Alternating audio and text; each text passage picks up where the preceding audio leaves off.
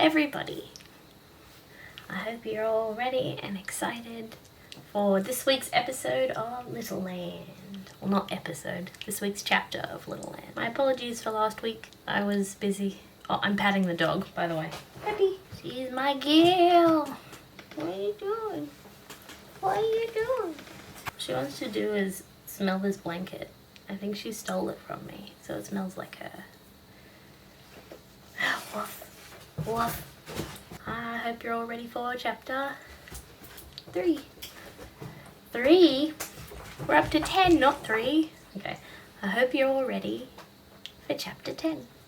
That afternoon was pleasant, as was the evening, despite a growing discomfort in Vanessa's belly. They'd spent the last hour in the playpen idly tossing a ball back and forth. Vanessa's bottom continued to ache as Miss Emily applied cream to her behind during change time, and she wondered what the typical staying power of a scorched bottom was. "Uh-oh," Miss Emily had said upon removing Vanessa's diaper and lifting her legs into the air. "Someone looks like she still has a sore bottom."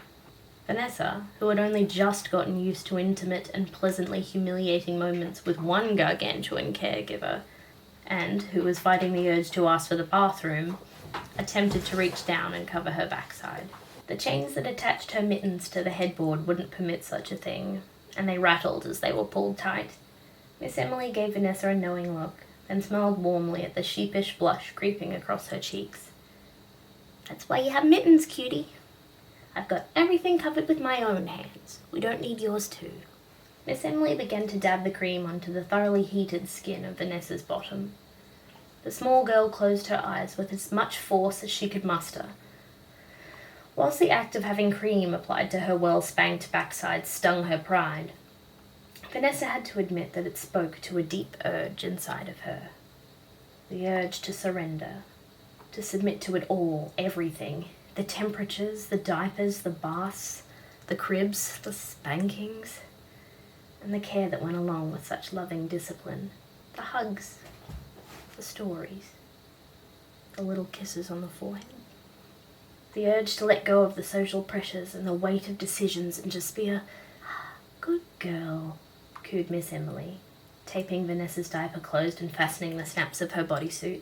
Vanessa's eyes opened suddenly, and she felt a small flutter of disappointment in her chest, along with the ongoing cramp in her stomach.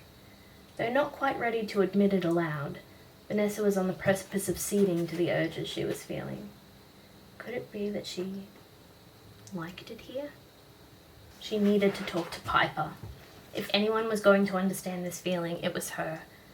But she didn't relish the thought of announcing this feeling to the entire group. Miss Emily set Vanessa back down in the playpen. Aiden gave her a wave and turned his attention back to the game of catch he was playing with Danny. Piper was dozing in her usual spot.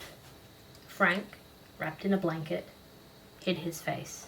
Vanessa waddled to a corner of the pen with a low-set plastic table that held craft supplies. She sat down and began to pen a note with a bright green crayon on a piece of scrap paper. "Dear Piper, I was wondering if I could please talk to you about something in private. I'm having some feelings and I was hoping I could talk to you about them. No pressure if not, but I figured I'd ask. Thank you, Vanessa." Once she was done, she snatched 2 more sheets of paper from the pile. She folded them, and after checking for any watching eyes, concealed one down her diaper.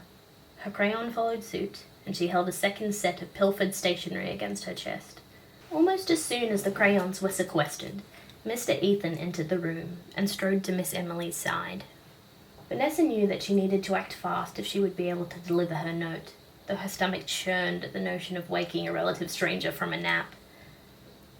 As quickly and quietly as she could, Vanessa stole across the playroom and crouched down beside the big bear that Piper had her arms wrapped around. "Piper," whispered Vanessa. "Piper, wake up." Piper stirred and looked up in Vanessa's direction, through squinting eyes. "Huh? What's going on?" "Sorry," said Vanessa, hurriedly. "It's just that Mr. Ethan's here and I had to give you this." Vanessa held out her note, a folded sheet of paper, and the crayon. Piper blinked and snapped to attention. hiding the writing implements in the same fashion that Vanessa had moments ago. Vanessa smiled gratefully at Piper, who returned the expression, along with a thumbs up. One by one, all of the caretakers arrived to collect their charges. Dr. Gilbert scooped up Frank, still bundled in his blanket. Mickey took Danny's hand. Mr. Ethan retrieved Piper. Miss Mia appeared in the doorway, and Vanessa felt her heart leap. "Stop it," she chided herself internally. "You're not having a good time. This shouldn't be fun." After the little ones had been fed, Mia, Dr. Gilbert, Mickey, and Emily consulted the monitors. They watched as the group, more or less obediently, sat down in a semicircle before Mr. Ethan, who held up a picture book with a cartoon pirate on the cover. "So, Miss Mia," began Mikey, a cheeky smile toying on his lips, "your little one and Piper writing notes. I wonder what that could be about." "I know what it is," said Mia and Emily almost simultaneously. They each looked at the other in surprise. Emily held up a hand, signifying for Mia to elaborate. "Vanessa," said Miss Mia, pausing as if to select a diplomatic phrase, "responded very well to discipline." "Oh?" asked Emily, her head tilting towards Mia. "She was frightened, and she fussed some," said Mia, folding her hands in her lap, a proud smile on her face. "But she was brave, and she took her spanking very well." Dr. Gilbert quirked a grin. "I'm not shocked she was scared," said Mickey. "You're the scariest one." Mia glanced down at her form, a cameo pin on a white lace-collared blouse that tucked into a floral pencil skirt. Stockings, sensible shoes. She turned a confused look upon Mickey and gestured to her clothing. "Yes, I am clearly terrifying," she said. "You don't look scary, but you can be," said Mickey, leaning back on his chair and purposefully avoiding eye contact with Dr. Gilbert, who was becoming increasingly exasperated. "You're stricter than Gil."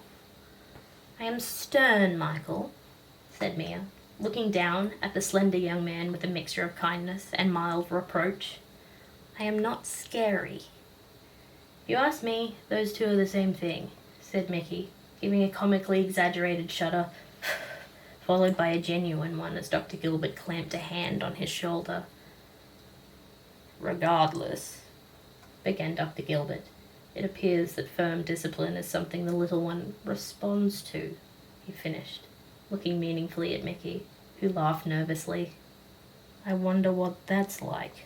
"I can behave," protested Mickey. "You can, but you don't," was the curt response to a round of soft laughter from the others and an exaggerated sulk from Mickey. "And what were you going to say?" asked Mia, turning towards her colleague, who appeared to be lost in thought. "Well, it's a few things," she said. "Today, when I was changing her diaper," she said, "she squirmed at the beginning and squeezed her eyes closed, but as soon as I gave her some rash cream," Emily clicked her fingers, "she settled right down. She relaxed completely, as if she was drifting off to sleep." Emily smiled a quiet, private smile. "She looked kind of shaken when I finished changing her and snapped her back into her onesie. Almost like she hadn't wanted it to end." The pride was evident in Mia's resulting smile. "Good girl, Vanessa," she murmured. "Oh, and there's something else," continued Emily. "I almost had to go into another room and have a moment to myself. It was just so sweet. When you brought her back this afternoon, after you'd put her in the pen and left, she stood in that exact spot and watched the door for about 2 minutes. "Mia, she missed you!" cried Mickey. "Oh, that's so sweet!" If her programming had allowed for it, Mia would have been simply overcome with emotion for the little girl who had been entrusted to her. As it was, she covered her mouth with a single hand and grinned into it. "Good girl, Vanessa. Very good girl." As the caregivers returned to collect the little ones, Mia's mind was consumed with thoughts of her tiny, anxious charge. Though proud of the child's astonishing leaps of progress, Mia worried of the obstacles to come. One in particular loomed largest. Vanessa had not yet made full use of her new undergarments. Given the amount of time the girl had spent so far in the park and the meals she'd consumed, Mia's concern swelled. That morning, she'd conferred with the doctor over this matter. Gilbert had not shared Mia's level of concern. However, he proposed a course of action. Her appointment with me is tomorrow afternoon, he said, reasonably. I say we wait until then. If she's not gone yet, or if she's complaining of stomach pain, then we can see about giving her some help. Mia didn't labor under the impression that Vanessa would appreciate such help, though she knew it was necessary. Nevertheless, Mia's stomach gave a sick lurch at the thought. Don't panic, my friend, said Gilbert, giving his colleague a pat on the shoulder. Your girl is in safe hands. That was chapter 10. Da da da da. I'll see you guys next week. Bye, everybody.